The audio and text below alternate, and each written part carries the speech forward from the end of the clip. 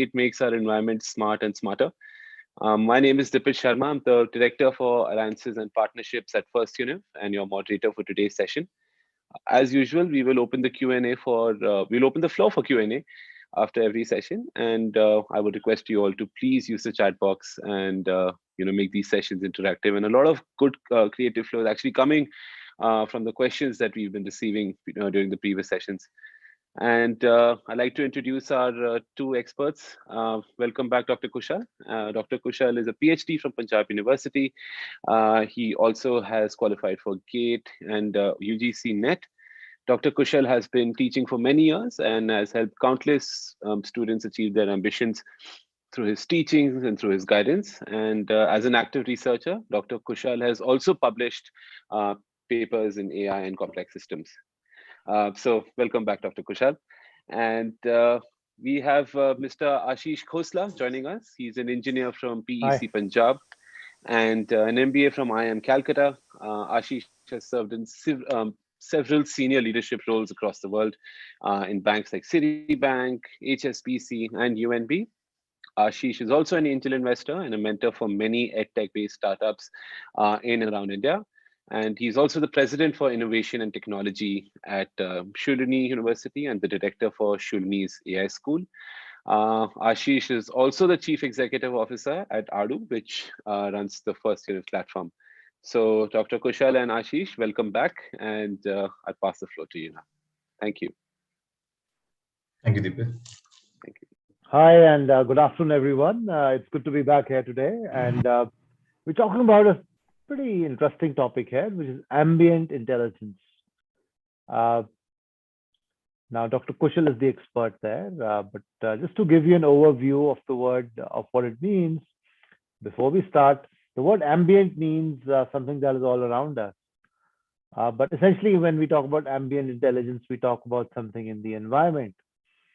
And what is this intelligence in this environment? How can we achieve this? Is something we'll talk about today. So we'll tell you what ambient intelligence is. We'll also briefly talk about how it compares to some of other related fields. Fields that are very close to it are AI, of course, and pervasive intelligence. For beginners, we will discuss very briefly a few initial projects that you can work on if you want to work on ambient intelligence. And then Dr. Kanwar will take you through a detailed structure involving multiple interfaces and different types of computer science structures and models that you may need to follow if you really want to do a detailed ambient intelligence project.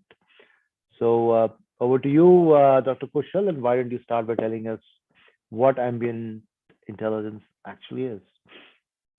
Thank you, Professor Ashish. Okay, so let us begin with the background. So the term is ambient intelligence, and in abbreviation, we write it as A, small m, and then I. To differentiate from it, artificial intelligence, that is AI. It's a new paradigm where we want to have a great, we are going to have a great impact in terms of interaction with the devices and the environment. Interaction with the environment is going to be really easy with the help of this embedded intelligence concept. And we will discuss many its applications as we go ahead in the presentation. Okay, so can I have next slide, please? Okay, so what is AMI? So see, whenever we want to interact with smart devices, so there is going to be the sensing. First thing is sensing.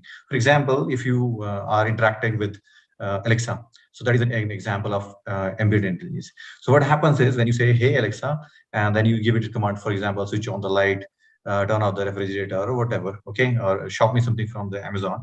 So first thing is what is happening is that Alexa is sensing some voice signal from the environment, then it is taking the appropriate actions. Okay, so there are two things: sensing from the environment and then response in the environment. Okay, so the Google Home, Alexa, Cortana on Windows, face recognition on the doors, and retinal scan, this phone unlocking with the help of your facial recognition. All these are example of the embedded intelligence applications of AI into the interactive environment. So that makes the embedded intelligence. We will see its relation with ubiquitous computing and other technologies on next slides. True. That's right. So we just go on to bad. And as we all know, as these are some of the key topics in computer science. These are HCL, or human computer interface, Interaction. data analytics, machine learning or AI, and information visualization. So here is a topic which, or a subject which is not so much a standalone subject by itself, but an amalgamation of various areas within computer science, and it brings across various kinds of applications, including Internet of Things, artificial intelligence, human computer interface, or how we interact with machines, and visualize them as well. So it brings about a lot of these things in a single package.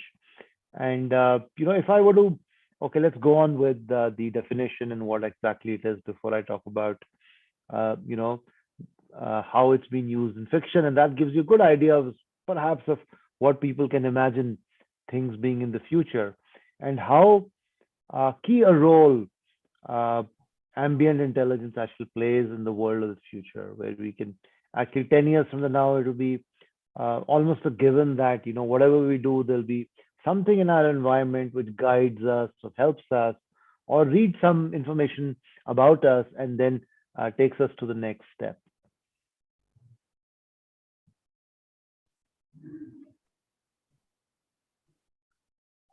Yeah, so talking about the history, you want to give a brief overview of that, Dr. Kushal? Yeah, so as we know, the everything of the kind of embedded intelligence or something new, it always happens in some lab. So what happens in 1988, there was a researcher. So he did some venture at Palo Alto lab, and then his name was Philip. And after that, he joined MIT, and there he developed these concepts further. And as these concepts matures, so there is a body, so that took up this task of ambient intelligence, like making it popular, standardization, and removing glitches and patching the gaps between technology. So there is the name of the group. So we have mentioned on that on the slide. So like we have Internet Engineering Task Force to deal with all kind of problems with internet or the new standards we have to develop. So there are bodies which work on this. Okay, so next slide, please, sir.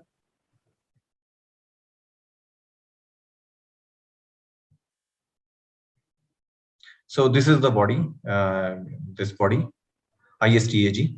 So this bodies take care of what is happening in this field, standardization, maturing of technology, and making bridge with another technology, adaptation and stuff.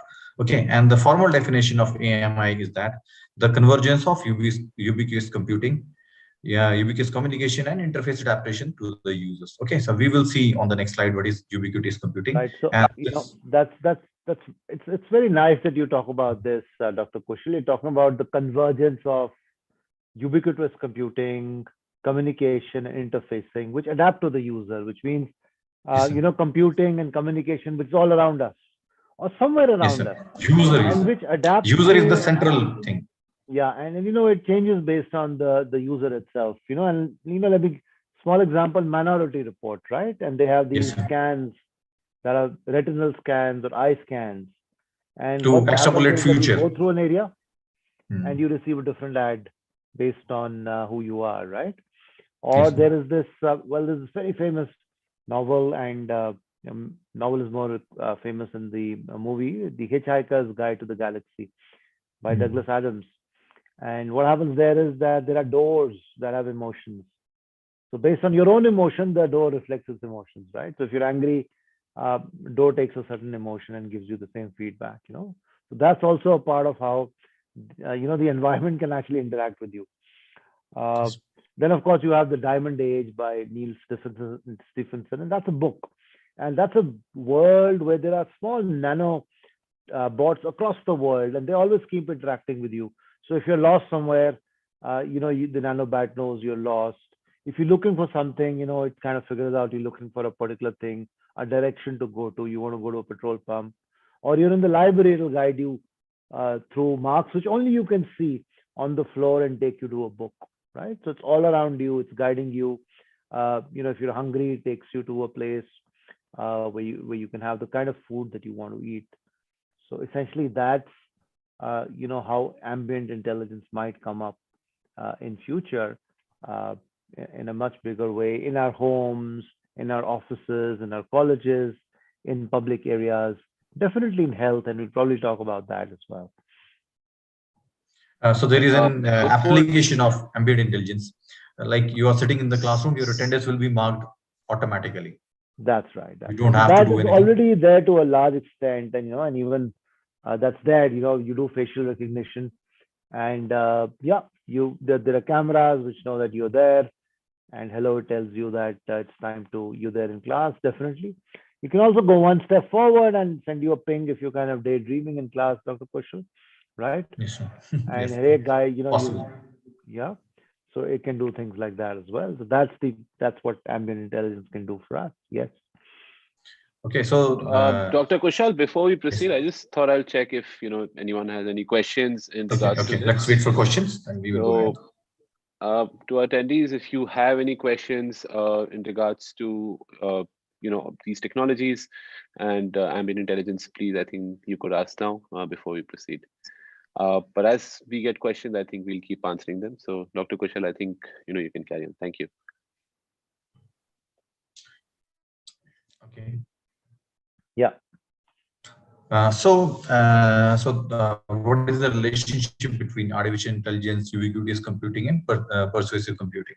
So our ambient intelligence sits at their intersection. Okay, so whenever we are going to talk about ambient intelligence, that means we have to keep the user into the center and all the technologies assisting him to interact with his environment. Like for example, it is always difficult to type something on the system and ask system to do it. In place of that, user can simply do that with the help of gesture or voice command, as it is happening. Like you have seen Iron Man, the many of the things done by Tony Stark is just by a voice command to his robots, okay, or to when he interacts with the Jarvis. Okay, so that is an example of embedded intelligence. There is a whole infrastructure sitting behind, and there is an intelligent agent sitting, and computing is happening in different parts. At his home, some devices are working. In his suit, some devices are working.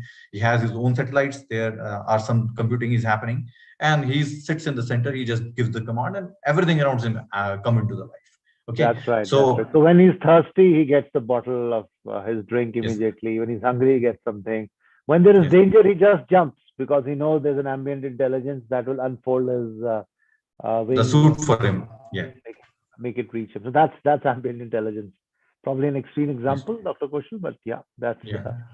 Iron So Man and ambient intelligence right over there. Yeah. yes. Okay, so let us see the definitions of UBS computing and persuasive computing. That is on next slide.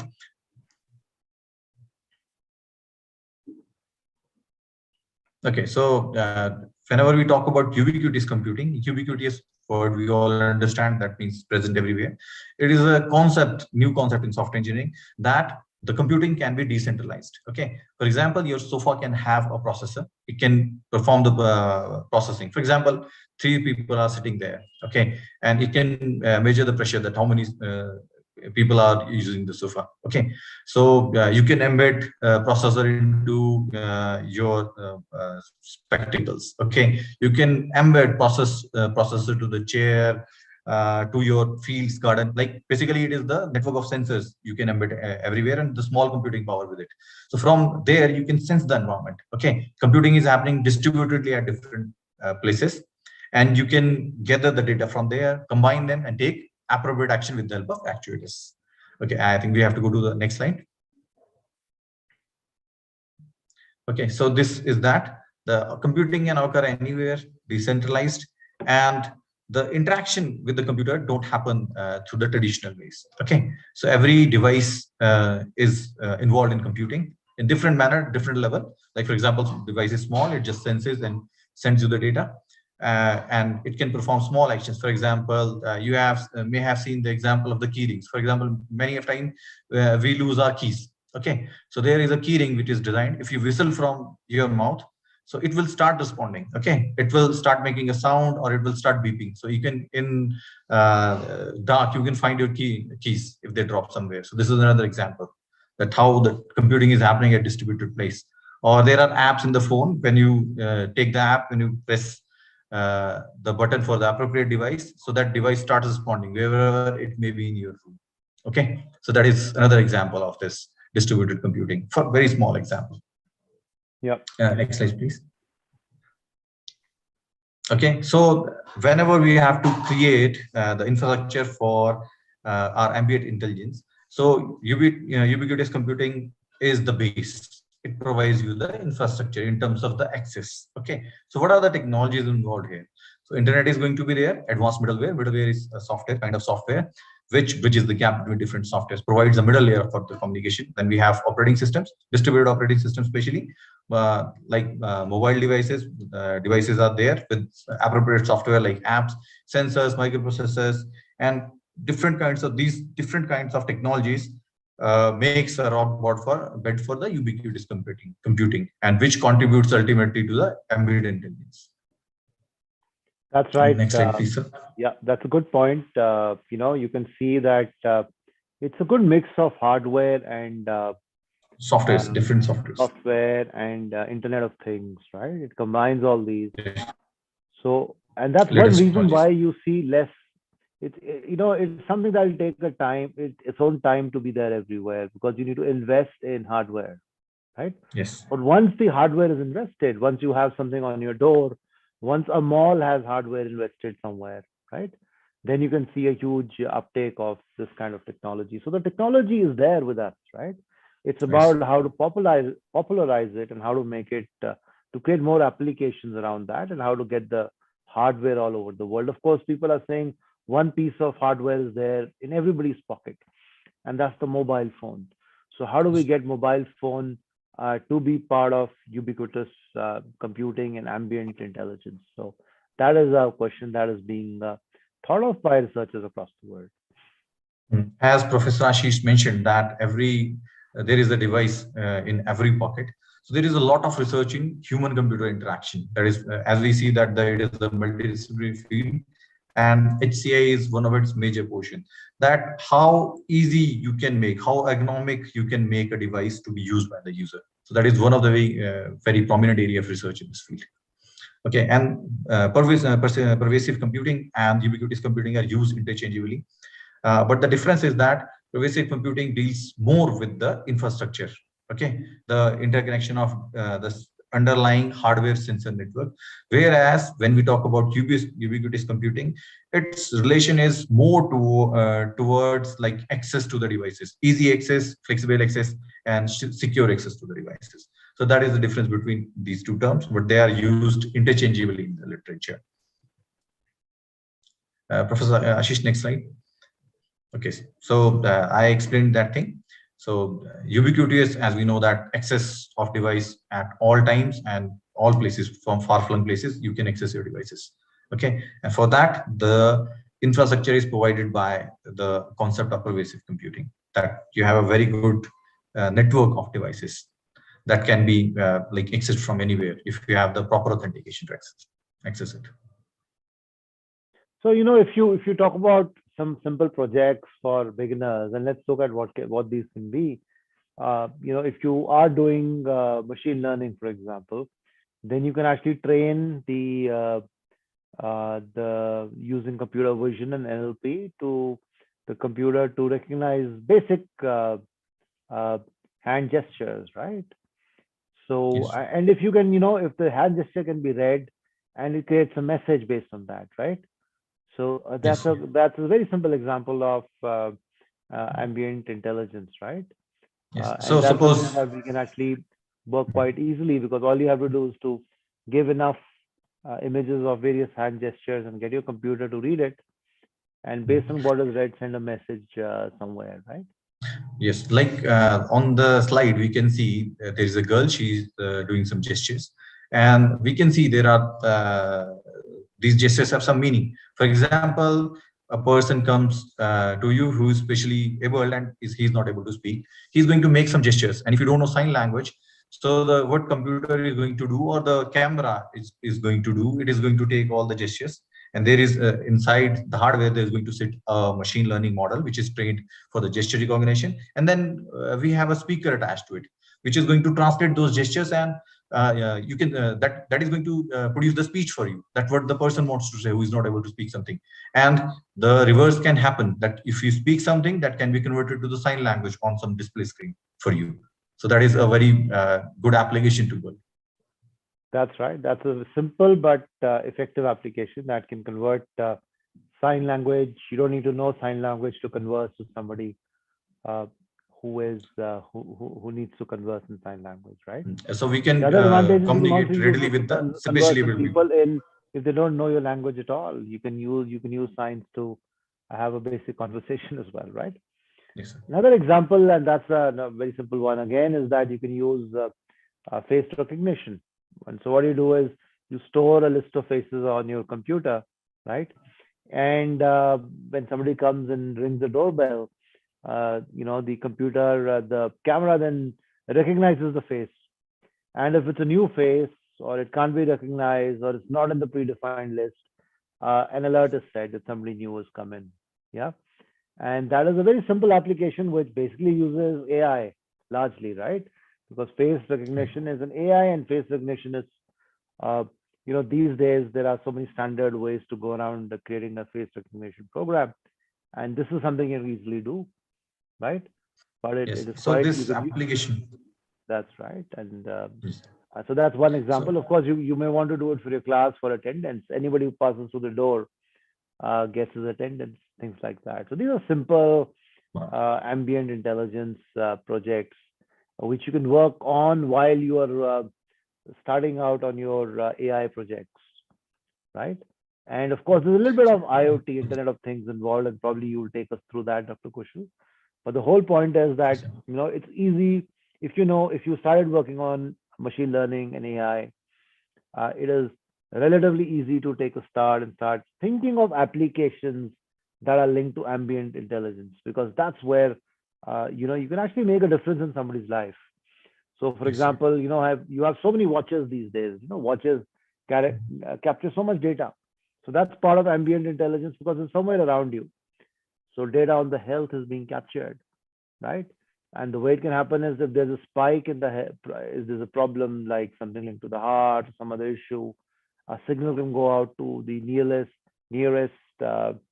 hospital, and they can send a ambulance for an emergency or things like that can easily happen, right?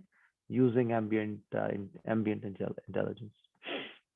So this example is the previous slide, please, sir. So I want to add something here. So this application, like you can have face recognition on the door when somebody presses the doorbell, his face is recognized with the camera. So this is very good for the security purpose also, as well as for journaling also. And if you have smart door installed in your home, that the latch can be opened with the help of a motor. So automatically you don't have to carry keys. Okay, you may have seen many labs where people go and just by the face recognition, the doors get opened and it just closes down in 5 seconds as soon as person enters into the room. So these technologies is going to make human life very easy. You have to bother about less of the things. For example, if you have Alexa at your home and you have smart bulbs installed, you can easily say the dim the bulbs, okay, or sharpen the bulbs so that you can read or write. So these technologies are there to make human life easy. And if you study artificial intelligence, that only in terms of algorithms or theory, that may bore you. But if you think of some applications, as Professor Ashish said, to applications to build, so that will like boost your interest into artificial intelligence. That I want to build this application. What are the AI tools I need to build this application? That is going to boost your interest into artificial intelligence. That's right. Yeah, that's well put, Dr. Kushal. Okay, so when we have ambient intelligence, so you can see the ambient intelligence is there to help user. So whenever you have something like an application layer of something, then you have a lot of assistive technologies around it. For example, there is human computer interface is there, sensing is there, automated reasoning is there, actuator is there, and whenever all the devices are connected together and communication is happening through human gestures or voice or some signal, then there is the issue of security, that the person who is issuing the command, he is the authentic person. Like you see, sometimes if Alexa gets confused that you are the real person, so it always asks you for the authentication code. Or suppose you want to purchase something from Amazon using Alexa, so it asks you for the code, your PIN. Okay, so the security is like that, authentication is there, your data don't get breached. So network security and like if you non-repudiation and all the key factors of the security comes into the picture when we talk about this ambient intelligence, when we talk about the secure feature, secure part of the ambient intelligence in this diagram we have on the slide. Okay, and ACT stands for actuators, that different like motors and stuff which is going to take action for you. I think one more area is there, which is going to be more and more important when things like ambient intelligence come into play, and that's privacy and ethics. Right. Right. So where do we make sure that data that you don't want to be shared is not shared, Yes. both at a private and a public level? So that's going to also be a big. There is already some debate around that. It's going to be a bigger and bigger issue over a period of time. Okay. So if we talk about ambient intelligence solution. So see, the diagram is very complex. Let us decode it. So if we look in the center of the diagram, there is written AMI solution, that is ambient intelligence solution. And if you see there in the bottom of this central this box, there is sensors respond. So everything in ambient intelligence is going to happen with the beginning of sensing, and it is going to end with respond. And these cycles may continue. Okay, when we sense the environment, then we are going to get some data, and we are going to interpret the data and process that data, and then feed it to the actual some like actuator. Okay, some appropriate actuator, that is, and then it is going to respond to the environment. And when we are taking some data, so what is going to happen? The AI ML is going to help us, okay, to process that data. And there is going to sit some model which is going to take some decision that how to respond to the environment. Okay, and how the sensing is happen, that is going to happen with the help of sensors, different sensors. And when you have different sensors, then IoT, Internet of Things concepts come into action. Okay, so and when we have to interact with all these things, then there should be an easy interface available for interaction, like voice command or simple touch or some gesture recognition camera or system. So the human computer interaction, Internet of Things, and AI ML comes readily into the picture when we talk about any AMI solution. Any AMI solution cannot be built without the help of these technologies. For example, let me give you a very simple example of ambient intelligence. We all have smartphones, and some of the people buy Apple smartwatch or the Fitbit. So your call, you don't have to reach your phone. As soon as the call arrives, you can answer that call with the help of your Fitbit or smartwatch. Okay, so that is a very simple example of ambient intelligence. So what is happening? You have the Fitbit, and that is going to the phone is going to send the signal. Sensing is going to happen that there is a call, and when you are going to speak to your Fitbit, that signal is transmitted to your phone and to the person who has called you.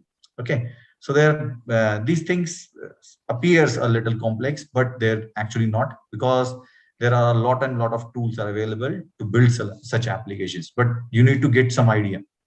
Okay, you need to have some clear idea that how you are going to use different modules together to create an ambient intelligence application. Okay, I like what you said, and the way you split this into three core areas. The first is artificial intelligence and machine learning. And I think that's core, because when you talk about intelligence, and that intelligence actually comes from AI and ML, right? Yes. Where you process the data and come out with some kind of a solution that is unique, right? Yes. But you can't have AI and ML on its own. So you need the whole backbone of Internet of Things there, where you get data, and that data is processed. So a very simple thing, like if you're sitting at home, and there is a sensor to find what time is it? Is it early in the morning, based on the light that is coming in, right? So that's IoT, right? So you have a sensor which says, oh, it is getting dark now, right? So that's IoT, that keeps sending signals of light to the AI ML machine. So the AI ML machine then, what it does, it processes that, right? And it's got an idea, for example, what time does Dr. Kushal wake up, and what time does he actually need to be told to wake up. So it interprets that data and say, oh, it's now 4:30 in the morning. Now he needs to wake up, right? That's when you wake up, Dr. Kushal, I'm told. Yeah. Like around 5. So it's quarter to 5. It's time to wake up, Dr. Kushal. So it's IoT working along with AI ML, right? And the next part, the last part, is the human computer interaction. And what happened there is, it could be a speech, it could be a small alarm that goes out, Dr. Kushal, it's early in the morning, right? Or maybe the light goes on, right? Or maybe his favorite music comes up, or maybe there's a small sensor on his bed which rocks the bed, tuck tuck tuck tuck, and he wakes up in the morning, right?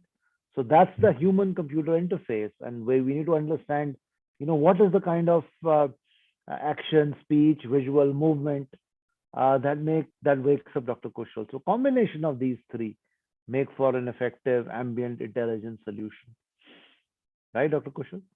Right, sir. For example, we wake up in the morning and we have a coffee machine, and you don't want to speak anything. You just want coffee, and you say like, and it starts making coffee for you. That's right. So that is another kind of application. And since it's the morning, AI will say Dr. Kushal is asking for coffee.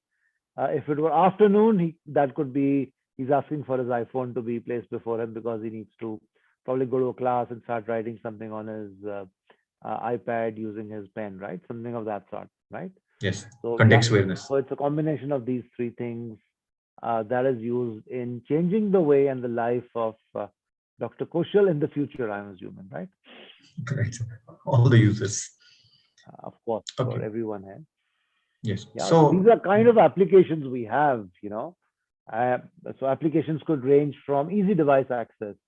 And we already have that, by the way. We have face unlock, looks at you in the environment as knows the Dr. Kushal, it knows it's Dipit. You have RFID tags, you have biometrics. It's going to be in a big way in augmented reality and virtual reality. We're not talking about that, but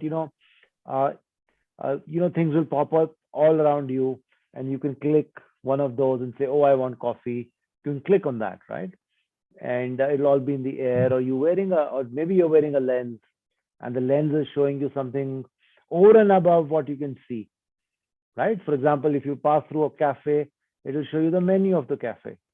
So if you just click on what you want and walk in and pay, and automatically the coffee will be delivered by the time you go in. Yeah. Another area. I want to put an example here. Yes.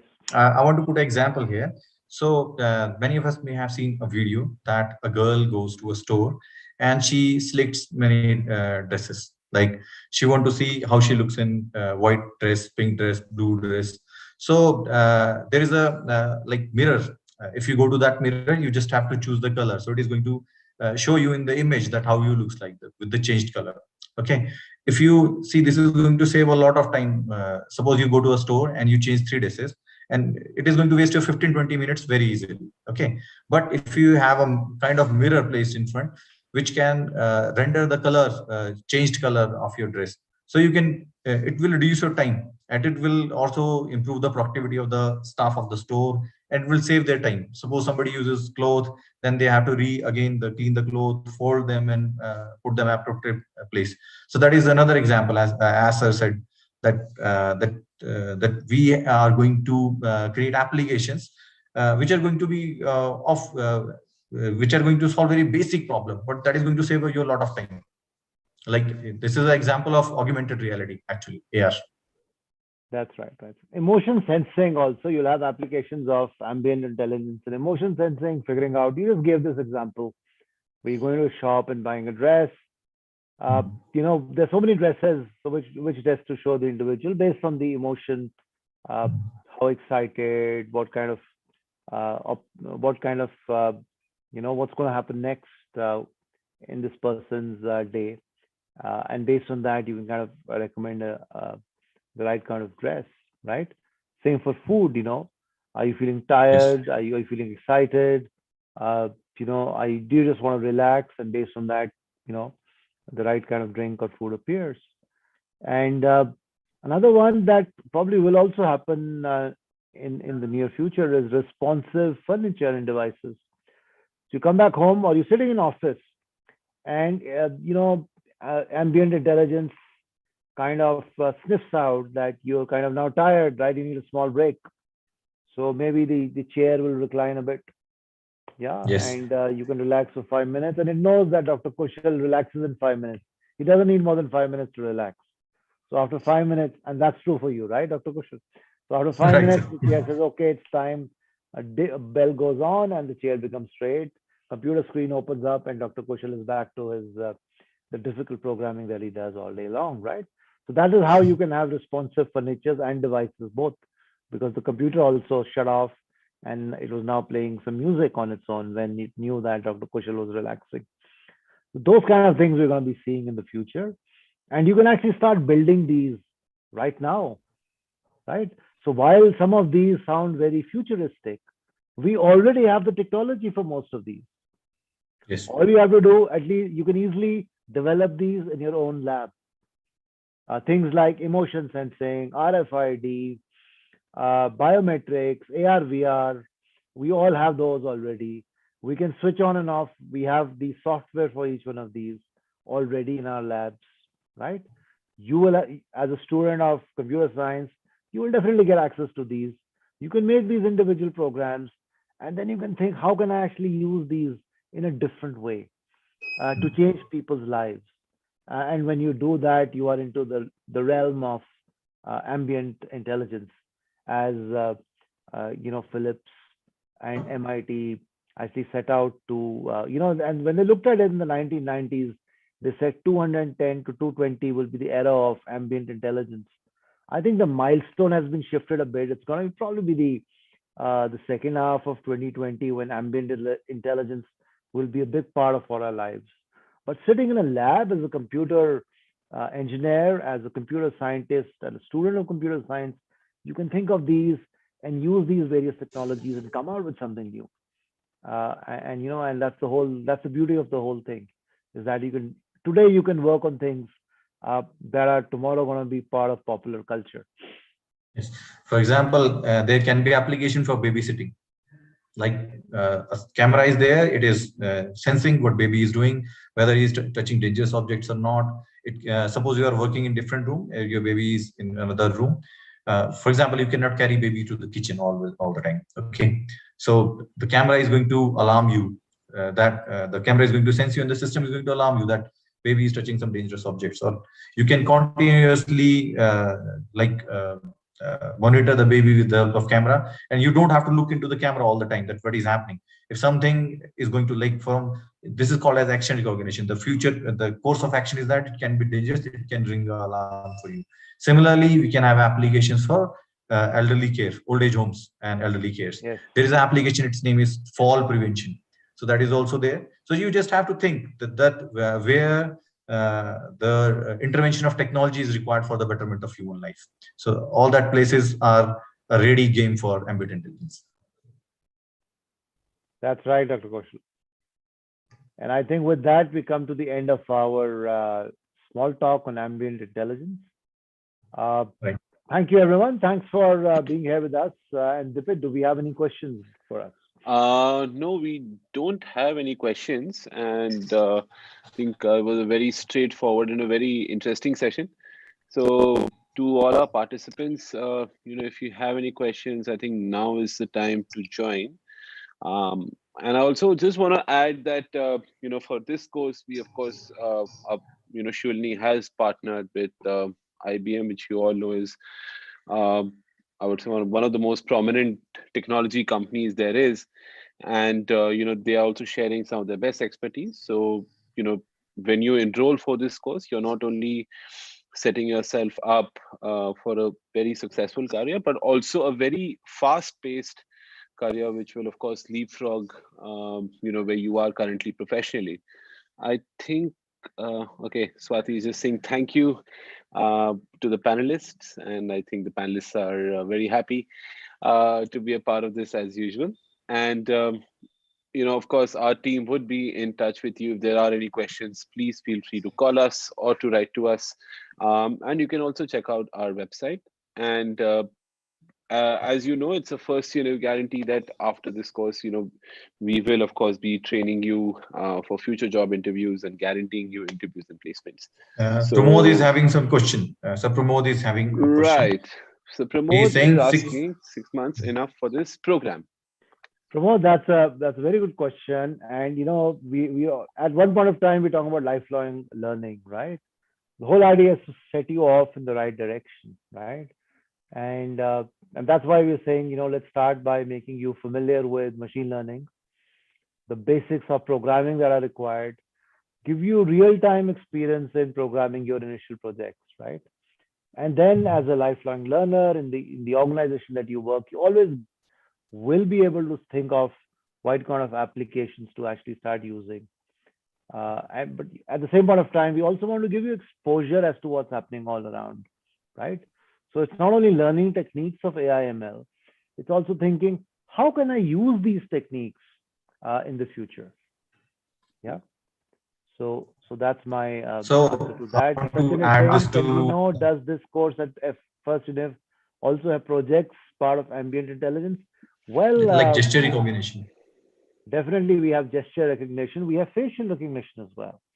So Yes. these are two types of projects that are, well set and in the realm of ambient intelligence. And then Okay. it's So up I want for the students or their teachers to work on what they've already built, and use something around IoT that is available and create an end-to-end project around it, right? Also, I like to say is that one thing we encourage for all our students to do is come out and think of a patent, right? So uh, many of you would know that Shoolini is amongst the lead is the amongst the top three patent generating organizations in India. And by the way, number one is all the IITs put together. Yeah. And number two is actually a university that has a scale of 10 times Shoolini. So the student to patent ratio there is actually 1/10 of Shoolini, right? So we actually encourage students to come out and think of something out of the box. These technologies are all there. Yeah. Whole idea is that you need to use the technologies and think of something that is unique and new. Come to your teacher, discuss, create a group of people, maybe within your own class fellows, and develop a patent. Naman is saying, can you help us in international placements? I would say, Naman, what we help you is developing the competence that will help you get your initial placement in AI and ML. What is happening is the world is getting to be one these days, in the sense that a machine learning professional in India, an ML professional in the UK or in the US or in Malaysia would at some point of time be at the same level. So what we definitely want you to start out is by getting your break into machine learning uh, somewhere uh, in an organization of repute in the country, and that would, of course, over a period of time, I'm assuming that takes you places. I want to add something to it. Naman, see, the thing is that when you join this course, we will motivate you to file the patent and do publication, and that is the first step to go international. You will be known outside that there is a person, he has worked on this project, he has some new idea. So you may get call for some like master's degree or some good job opportunity. You may get the interview call for that. But like as Professor Ashish said, that we motivate students to file patents. So that is the thing that you can get an international placement. Okay, so you have to focus at that part. Right. I also have a very quick point to add to that. So, Naman, I don't know if you're aware or not, but right now, the world is going through what we call a talent war, because you know what Ashish said, that everyone's working remotely and companies are not bound by borders.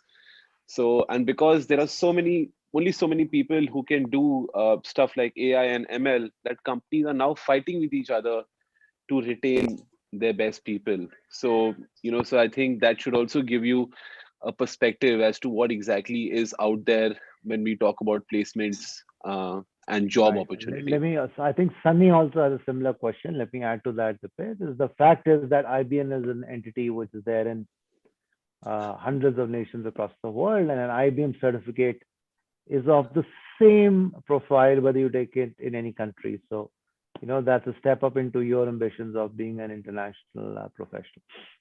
Yeah.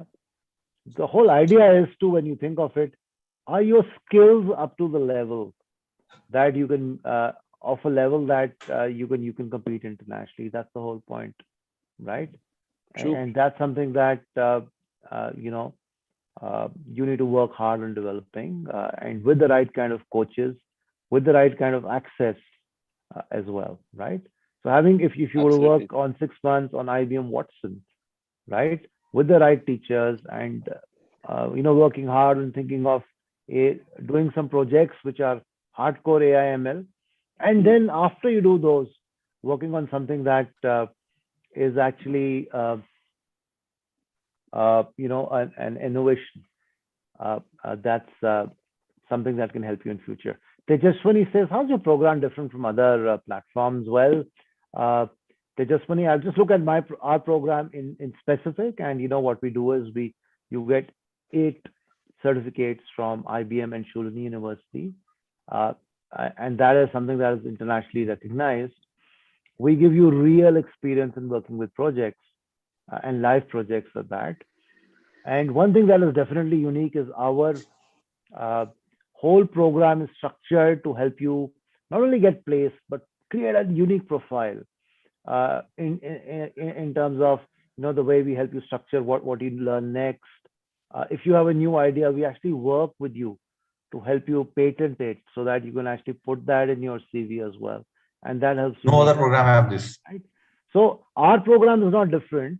We want, our program is different because we want to make you different from the other people whom you'll probably be competing with in the job market. So we want to make you stand out, right? So that's what we really want to do, right? And for that, we want you to do one thing from your side, and that's work hard. And I would like to re-emphasize this again and again, that there's no way the only way to succeed in AI and ML is by working hard. And then you have to be helped by the right kind of coaches, teachers, tools, and those are the paraphernalia. But the real idea of success is we want you to work hard and stand out. And our program helps you do that. Right. Thank you, Ashish. We also have a question by Vikrant asking that will the internship and the job will be online or offline? Depends on COVID and the company. Yeah. So, right. Vikrant, that's the answer. It depends on the company. And I'm assuming that most jobs I'm hoping most jobs by the next 6 months will be offline, right? But that is something we can't really predict going forward. People, when COVID came in, they said it's a 2-3 month thing. It's extended, right? So can't really answer whether it's going to be offline, online. Depends on the company. Yeah. Right. Thank you, everyone. Those were some very insightful and interesting questions. And talking about placements and jobs, of course, we will be having a dedicated, cell for that upon completion of the courses, which will answer all of your questions, and not only answer your questions, but also guide you in the best way possible to achieve whatever it is that you've cut yourself for. So, we are here to help in whichever way we can. One, I'll just like to add to that, because there was a question from Pramod saying, is 6 months enough? And my answer to that is, it's an immersive program. When I say immersive program, we want you to immerse yourself inside the whole learning of AI ML, right? Put your entire energy behind it. That's why it's a 6-month project, right? It's a 6-month program with multiple projects, with multiple learnings, with a change of topic every week. So you take you through multiple topics every week. We actually give you the chance to earn a minimum of 6 IBM certificates, but you can actually earn up to 8 or 9 IBM certificates jointly with Shoolini University. So that's the whole program, the way we structured it. Thank you, Dipit. Right, Ashish. If we have no further questions, someone is asking you about the placement guarantee. Dipit, you want to explain that to him? I can't see that for some reason. I don't it's think there I think on the chat. Righto, 1 second. I can't see it in the chat. Okay, I can.